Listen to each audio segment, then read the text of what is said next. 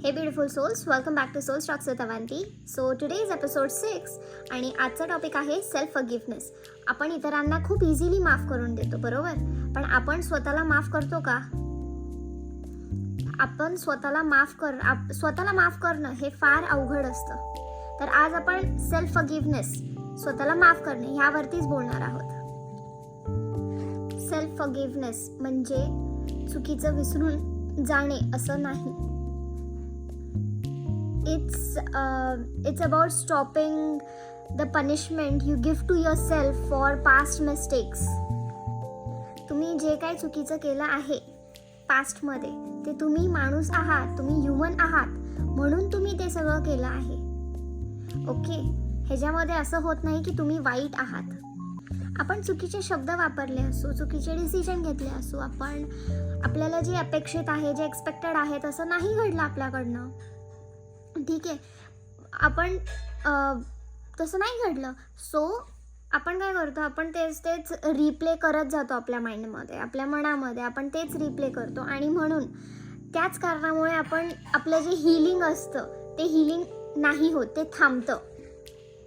So how to start forgiving yourself. स्वतःला माफ करणं कसं सुरू करायचं? पहिलं तर आपण एक्नॉलेज करूयात, ठीक आहे, की आपण स्वीकार करूयात की हो, ही माझी चूक झालेली आहे. दुसरं म्हणजे आपण अंडरस्टँड करूया, आपण समजून घेऊयात की हां, ही चूक माझ्याकडनं झाली आहे, ह्यातनं मी काय शिकलो. थर्ड आहे रिलीज करा, ती गोष्ट सोडून द्या, डीप ब्रीथ घ्या आणि स्वतःला म्हणा, I did my best with what I knew then. मी जे काय केलं ते जेवढं मला माहिती होतं मी त्याप्रमाणे केलेलं आहे. Fourth is replace guilt with compassion. Okay, अपराध भावना ज्या असतात त्यासोबत तुम्ही दयाळूपणा जोडा. स्वतःशी बोला, स्वतःशी बोला जसं तुम्ही तुमच्या बेस्ट फ्रेंड सोबत बोलता, प्रेमाने, शांतपणे, दयाळूपणे स्वतःशी बोला. आणि हे करणं काय इम्पॉर्टंट आहे हे मी तुम्हाला सांगते आज. तर ते होतं कसं, ज्यावेळी तुम्ही स्वतःला माफ करत नाही त्यावेळेस तुम्ही न कळत तुम्ही तुमच्या शोल्डरवरती इनविजिबल वेट कॅरी करता. इनविजिबल वेट म्हणजे गिल्ट, शेम, रिग्रेट, ह्या सगळ्या गोष्टी तुम्ही कॅरी करता, जे इनविजिबल असतं पण तुम्हाला त्याचं प्रेशर डोक्यावरती, खांद्यांवरती महसूस होतं. सेल्फ फॉरगिव्हनेस म्हणजे सगळं ठीक आहे हे म्हणणं नाही.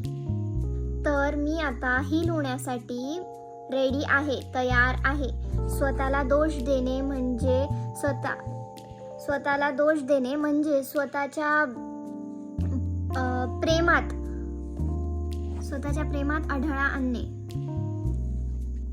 सो आज स्वतःच्या समोर उभा राहा आणि म्हणा, I forgive you for not knowing better, for being too kind, for breaking down, for losing control and trying so hard. मी माझ्या चुका स्वीकारतो आणि मी पुढे जायला रेडी आहे. Forgiveness is not for the person you were, okay, it's for the person you are becoming.